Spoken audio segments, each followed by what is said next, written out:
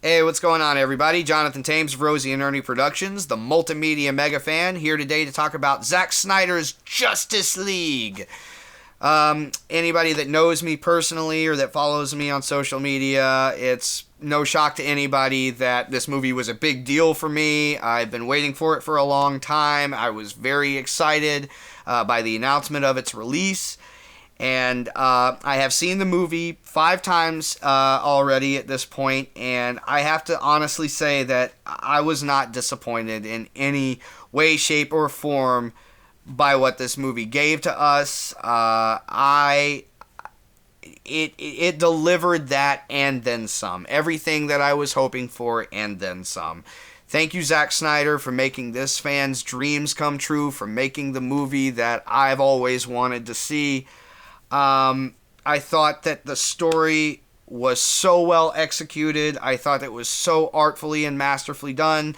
Even with a 4-hour runtime, this movie is it's a joy to sit through, and is comparatively so much easier to sit through than the 2.5-hour 2017 version of the film.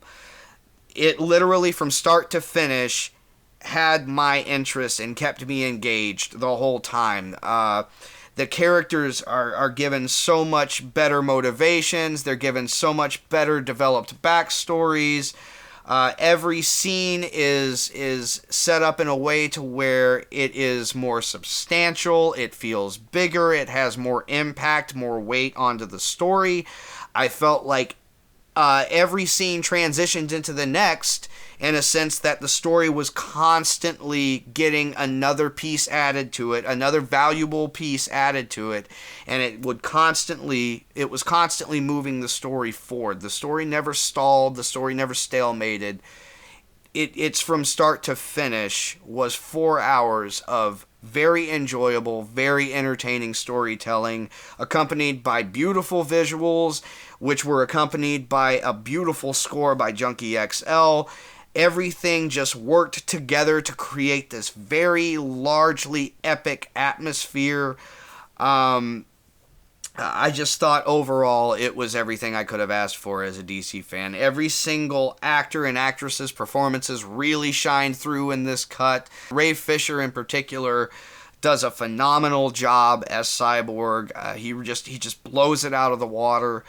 And also, in my opinion, Jared Leto's Joker performance that is the Joker. That's on point. He hits the nail on the head with the creepiness, the zaniness, the humor, the imbalance, and the banter between he and Batman. It's just like reading one of the comics where they're really trying to get under each other's skin. It's one of their really intense back and forths. And the way that Batman handles the situation is awesome.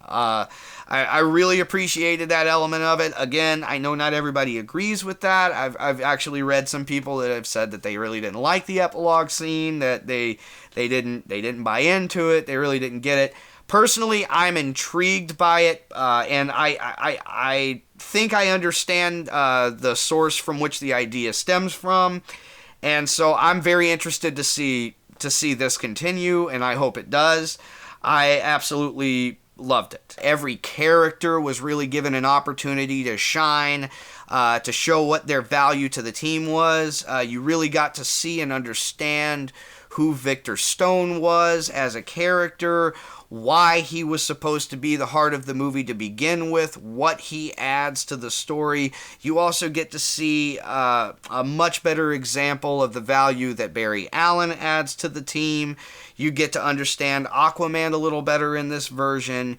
You get to understand the villain Steppenwolf so much better than you got to understand him before, and he comes across as both so much more intimidating and yet also so much more relatable than he was able to before, and that is because of how much more backstory he is given and the pace at which he's able to develop that story within. And I just thought it all worked very well. The background elements of Steppenwolf's world, of what the mother boxes are, what their purpose is. We're given a much better explanation of all of these things. Of course, the inclusion of Darkseid into the story I feel is elemental, especially after the setup of Batman vs. Superman, so I was very disappointed when Darkseid was reduced to a footnote in the 2017 movie. I'm very glad to see his presence here and to get some of that story built up, and I feel like it's a fantastic introduction for him